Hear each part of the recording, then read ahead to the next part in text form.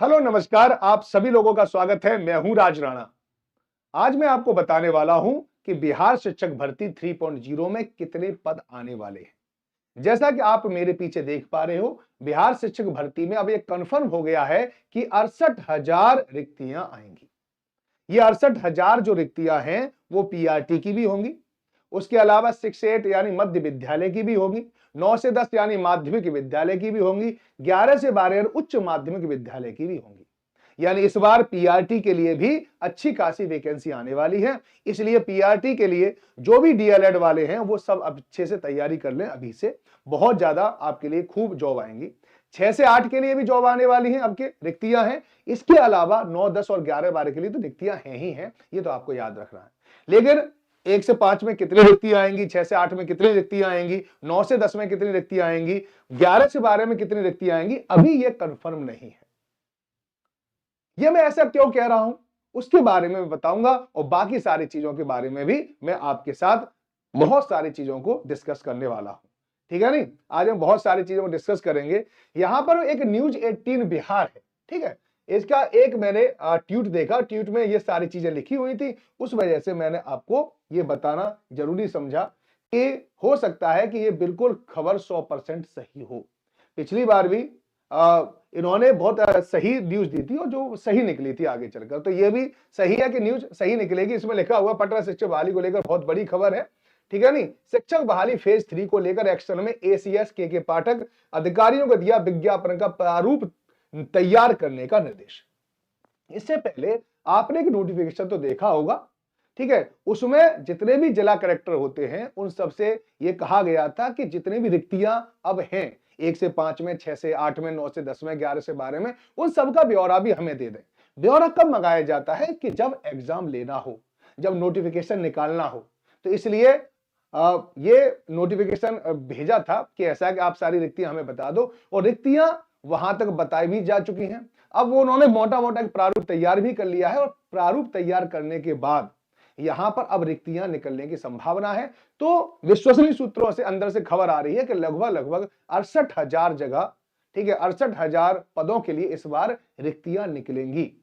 यह बात आपको ध्यान रखना है। ये अगर आपको थोड़ा सा और मैं आपको बता दूं तो यहां पर मेरे पास एक और क्लिप है, और क्लिप को अगर आप देखना चाहें तो क्लिप को देख सकते हो। देखो, विज्ञापन का प्रारूप दे दिया गया है, देखिए, और इसकी तैयारी भी करने के निर्देश दे दिए गए हैं। तीसरे फेज में लगभग 65,000 सीटों पर बहाली निकलेगी। आज शाम तक सभी जीओ रिक्तियां भेज देंगे।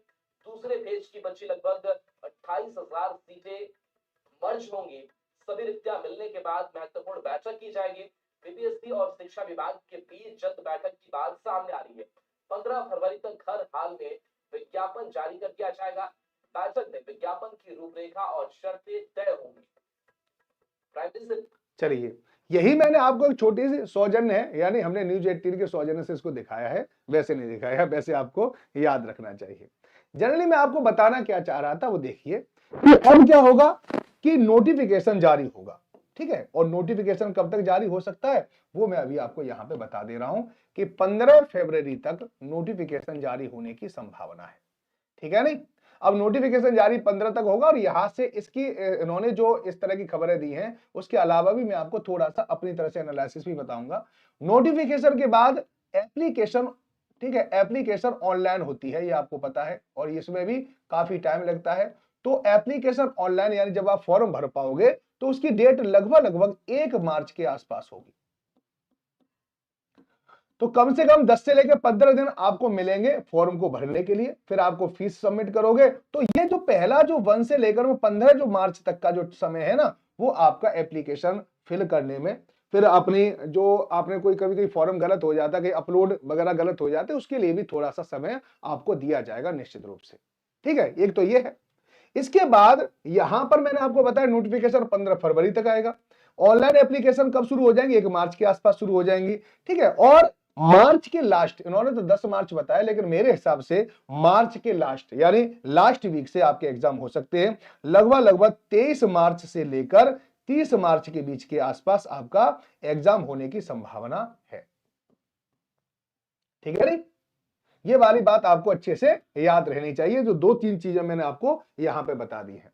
इसके अलावा एक बात और याद रखना कि यहां पर मैंने आपको पद बताया है कि 68,000 पदों के लिए जगह निकल रही हैं, लेकिन अभी तक यह कंफर्म नहीं हुआ है कि इन 68,000 जगहों में पीआरटी की कितनी जगह होंगी, ठीक है, या इसके अलावा जो हमारा जो 6 से 8 है मध्य, उसमें कितनी जगह होंगी ये नहीं पता है, 9 से 10 में कितनी जगह होंगी ये नहीं पता, 11 से 12 में कितनी जगह होंगी इसके बारे में अभी कंफर्मेशन किसी के बारे में नहीं आया है। लेकिन यह जरूर आ गया कि कुल मिलाकर 68,000 पद पर रिक्तियां जरूर निकलेंगी और 15 फरवरी के आसपास नोटिफिकेशन जारी हो जाएगा, ठीक है नहीं।